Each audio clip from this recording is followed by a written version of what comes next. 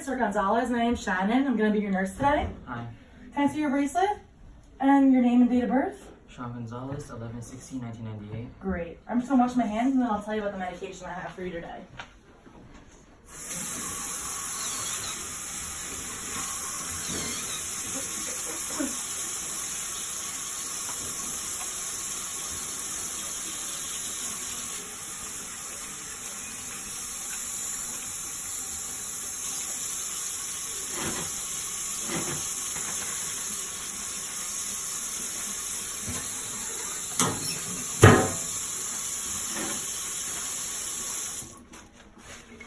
Okay, so tell me a little bit about what happened this morning. Well, I'm not feeling as much chest tightness as I was this morning, and I just went for a jog. That was it. Really. Yeah. And how did you feel after the jog? You know, just like a little shortness of breath, a little coughing, again, that little chest tightness, but like, I don't think it was that bad. How can we prevent this from happening again? So the doctor prescribed you Serevent, which is a long-acting bronchodilator. Do you take that medication at home? No. Do you take any medications for your asthma at home? Ugh, I have this stupid inhaler that I have to bring with me. Okay. Do you like to use this? No, I don't. All my friends make fun of me for it. They call me inhaler boy, so I just use it when I can when I'm by myself. So you don't use it every time before you go for a run? No, Mom? He doesn't bring it with him. It's very important to bring this with you because this is going to be for emergencies. It must have been really scary what happened to you this morning. So the medication I'm going to give you, the Serevent, is going to make sure that this doesn't happen again. It's going to open up your lungs and it's going to cause a maintenance for your asthma. So before I give you the medication though, I have to assess you and the respiratory therapist has to assess you as well. Wait, why are you having two people? Why can't you just do everything all at once? So since I'm the nurse, I'm going to assess your lung sounds and your vital signs, and when the respiratory therapist comes in, she's going to assess how much air you're getting in and out of your lungs. Alright, I guess that makes sense. Awesome. I'm going to take your vital signs now, starting with your lung sounds.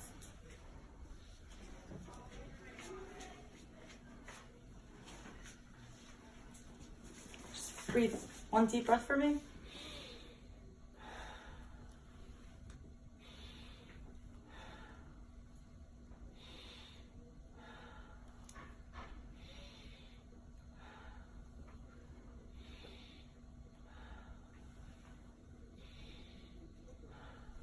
Okay, so you're still slightly wheezing bilaterally.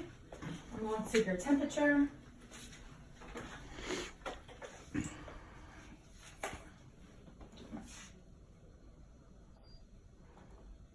Okay, normal temp. Take your blood pressure.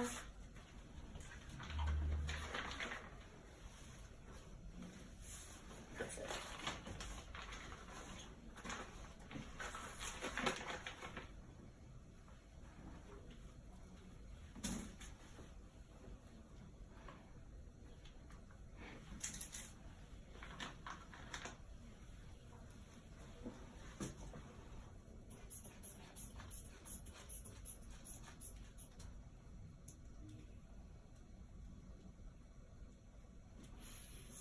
Okay, 110/60, which is normal.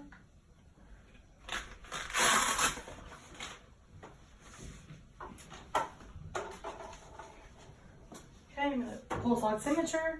This is just going to assess how much oxygen you're getting in and out of your lungs. Alright. Okay, the monitor says 93%. And I know you're still using a little bit of your accessory muscles to breathe. Mom, you can see this is the way at home also. If you see he's moving his shoulders up when he breathes, that means that he's using too much force to try to get a normal breath out, which is not good. It means he's having a little problem with his asthma. So that could be a sign that could trigger maybe we need to go to the doctor or something. Yes, exactly. Okay, now I'm just gonna take your pulse.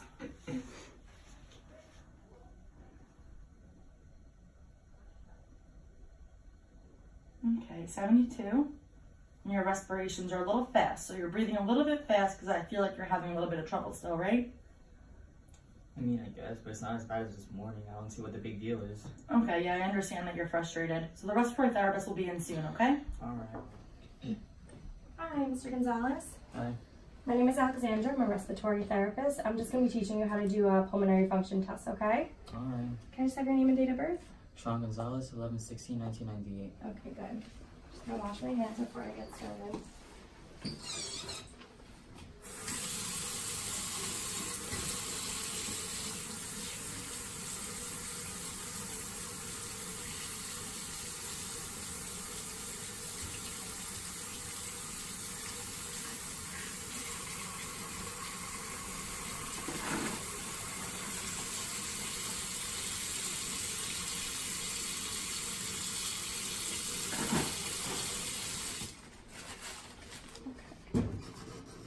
So I'm just going to teach you how to use the pulmonary function meter. It's just going to take a couple minutes every day. You're going to do it every morning when you wake up and at night to know that your Serevent's working. It's done before you, like right when you wake up in the morning, so before you eat, before you exercise, anything that can possibly impair your breathing, you want to make sure that you do it spaced out from that. So that's why we recommend doing it first thing when you wake up, before you exercise, like a half hour before you eat anything, and then at night after you've had dinner and before you're going to go to bed, just so we know that the long acting is working good. All right, so what I'm going to have you do is inhale really deep, and then you're going to blow out really fast on the mouthpiece, okay? And you're going to put the mouthpiece in like right before you breathe out. So I'm going to hold it right here. And then take a big deep breath in. I'll put it up to your mouth and then you'll breathe out, okay? Alright. Ready? 1, 2, 3. Okay, good. All right, so right now the meter says you're at 300. So that's going to be your goal range. Right here is actually an asthma action plan sheet. Mom, I'll leave this with you before you leave. And it basically explains how to do the pulmonary function test, when to do it, and what the levels mean. So for you, being that it's 300, that's a good range for you. That means that your asthma is not exacerbated. The long acting is doing what it's supposed to do. So basically what this action plan is going to explain to you, if you do this in the morning before you go to bed at night and you're anywhere between 240 and 300, it's good because that's at your goal range. That's the green zone. That means you can continue taking your Serevent as you normally do, and then you can carry on daily activities and your medication's working. If you blow anywhere between 150 to 240, that means you're in the yellow zone. You may need to use whatever your emergent medication is at home for acute asthma attacks, and then you'll take care of it from there. And then anything less than 150, you're in the red zone, that's emergent, and you have to handle it accordingly. So again, what you're going to try to get at home is 300, but anywhere between 240 and 300 is good. And you're going to do this morning and night. This sheet will give you all the information on it, and your physician will go over it more with you. Okay? I guess. All right. I know. I'll make sure he does. He'll probably write up a schedule and figure it out daily. Yeah, if you get in the habit of doing it, it becomes like second nature. It's just getting into that habit of doing it every morning and night. And it's important to know that your medications are working, because any impairment, then you have to contact us or your physician, and we have to handle it from there and probably make some adjustments. So can I just have you do this before I leave today, just so I know you know how to do it and what you're reading and where you stand with it? Alright, I want to get out of here. All right, I know, but it'll be super quick.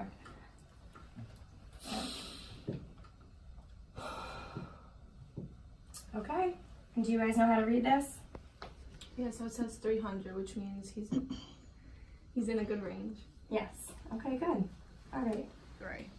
So this is not the only medication that you're going to need to control your asthma, but we wanted to make sure that you knew exactly how to use the Serevent first. How does this help with his asthma? So the medication Serevent is called a long-acting bronchodilator. So it's going to open up the airways and help to keep them open to prevent future asthmatic episodes from occurring. This is not to be used in an acute episode like what happened this morning. You could use your rescue inhaler for that. I know that you have one, or I know that the doctor is going to prescribe you another one. Another thing the doctor prescribed, but I'm not giving to you right now, is called Pulmicort. It is a corticosteroid. Have you ever been on something like that? Mm-hmm. No? So the corticosteroid kind of reduces the inflammatory process of asthma. It's very important that these two medications are used at the same time to help have a perfect control of your asthma symptoms. And then the rescue inhaler, the albuterol, or it might be on Ventolin, that will help to control an acute asthma attack and help that from getting even worse.